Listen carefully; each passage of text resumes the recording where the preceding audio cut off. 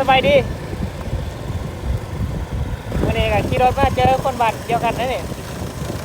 จะได้เบาทางไม่น่าทางไม่น่า ทางไม่น่าหรอ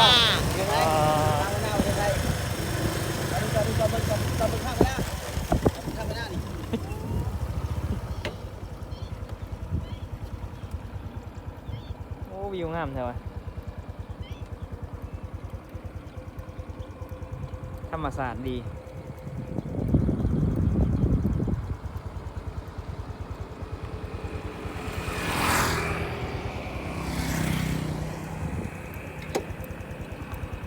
มารอยหม้อไส้มือนี่เขาจักเขาได้วันนี้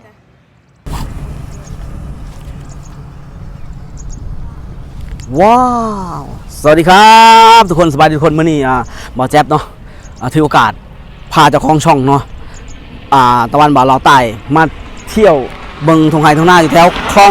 8ลำลูกกาหรือว่าอยู่กึ่งระหว่างลำลูกกากับธัญญานะทุกคนเนาะบ่าวแจ๊บพาบ่าวตะวันมาเบิ่งมาชมแล้วก็ FC ของบ่าวตะวันพร้อมเนาะจะมาเบิ่งธรรมชาติทงไห้ทงหน้าอะไรกับถนนทางไปนาของประเทศไทยที่มีความสวยงามพี่น้องเนาะมื้อนี้บ่าวแจ๊บอยากจะแนะนำให้ทุกคนเบิ่งเนาะเห็นบ่ทุกคนอยู่ประเทศลาวในบ่มีเด้แบบนี้ไอ้ยังไงบาเจ็บไอ้ยังไงเขาเอิ้นว่าไฟส่องสว่างเนาะจากโซลาร์เซลล์เนาะพลังงานสะอาด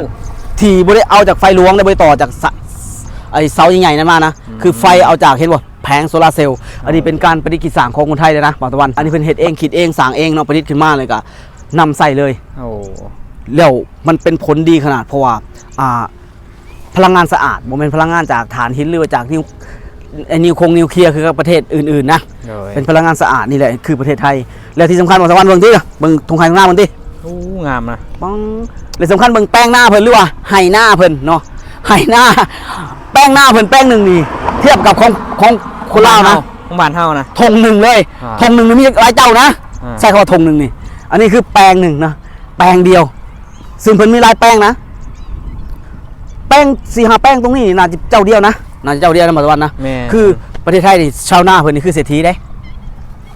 นอกจากเศรษฐีที่ดินแล้วเศรษฐีตรงหน้านี่อีกหน้าบางครั้งเพิ่นก็ปล่อยเช่าเนาะปล่อยคนอื่นเฮ็ดคนอื่นทำได้บ่ได้ว่าเฮ็ดเองบางเทื่อแต่บางคนก็เฮ็ดเองกันเฮ็ดเองในที่นี่ก็มาจ้างคนอื่นเฮ็ดอีกได้เพิ่นจะบ่มีการว่าลงมือเฮ็ดเองหรอกนะเพราะว่ามันเป็นข้าวนี่ก็เป็นเศรษฐกิจอันหนึ่งเพิ่นปลูกขายเพราะเพิ่นปลูกปีหนึ่ง3 ครั้ง3 ครั้งต่อปีเนาะบ่คือบ้านเฮาเด้ถ้าบ่มีฝนจากฟ้าเทวดาบ่เหี่ยวใส่บ่มีดำไห้ดำนาบ่ได้นะแสดงว่าปีนี้บ้านเฮามีบุญบั้งไฟเนาะมีแหละมีคู่ปีบุญบั้งไฟหั่นพอต้องขอฝน อันนี้คือสิ่งที่ความเจริญที่เอิ้นว่าความเจริญเนาะต่อให้เป็นชาวนาก็เป็นชาวนาที่มีเงินเนาะเพิ่นปลูกข้าวคนเดียวนี่เลี้ยงทั้งอำเภอนะปัจจุบันที่ว่าแปลกพอยังจะใช้คำนั้นคือหน้าเจ้าเดียวนี่เลี้ยงคนทั้งอำเภอเพราะว่าปลูก3 เทื่อปีนึงปีนึงมี3 เทื่อน่ะปลูก3 เทื่อเพราะยังเพิ่นบ่ได้หวังน้ำจากฝนนะ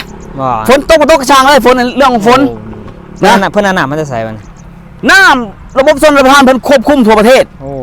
สิว่าหยังบ่แม่นสิมีบ้านเฮามีฝายมีปีละเทื่อเนาะบ้านเฮามีฝายก็ให้ควายกินน้ำฮอดหน้าแล้งก็ควายก็หาน้ำกินยากแหละไอ้นี่โอ้โหเพิ่นนี่บ่ต้องห่วงเลยขนาดเพิ่นบ่ต้องเลี้ยงควายนะเพราะควายเพิ่นสิเลี้ยงอยู่แถวต่างจังหวัดในฟาร์มอันนี้คือประเทศไทยนะก็อยากให้ FC ฝั่งลาวถ้ามีโอกาสติดตามบ่าวตะวันเนาะให้เห็นถึงความแตกต่างในความศิวิไลซ์ทุกคนเนาะแน่นอนแหละประเทศไทยเพิ่นเจริญแล้วนะแต่ว่าหลายสิ่งหลายอย่างนี่เฮาสามารถเก็บเอาไปเป็นเคลื่อนหยังแรงผลักดันหรือว่าแรงบันดาลใจรวมถึงไปเป็นตัวอย่างเอาไปเป็นตัวอย่างนี่แหละทงไห้ทงนาโอ้สวยงามเห็นแต่คิดฮอดบ้านเนาะคิดฮอดบ้านบรรยากาศมันนี่ได้ขนาดฟิลดีโอ้โหซึ่งมันเย็นพร้อมเนาะนะว้าวถนนดีนะบ่าวจับเนาะถนนดีสุดๆเลยดีไงระดับทางด่วนนั่นนี่คันบ้านเฮานี่แต่มันบ่มีง้อมีแบ่สิเด้คันบ้านเฮานี่เป็นจังได๋มีง้อมีแบ่เด้ทางด่วนบ้านเฮามีง้อมีแบ่เด้ถนนนี่เป็นสร้างใหม่บ่เสร็จนี่บ่จับเพิ่นสร้างใหม่อันนี้เป็นทางตัดใหม่นะเพราะว่าเส้นทางลัดไปคลอง8จากคลอง8ไปคลอง7เนาะ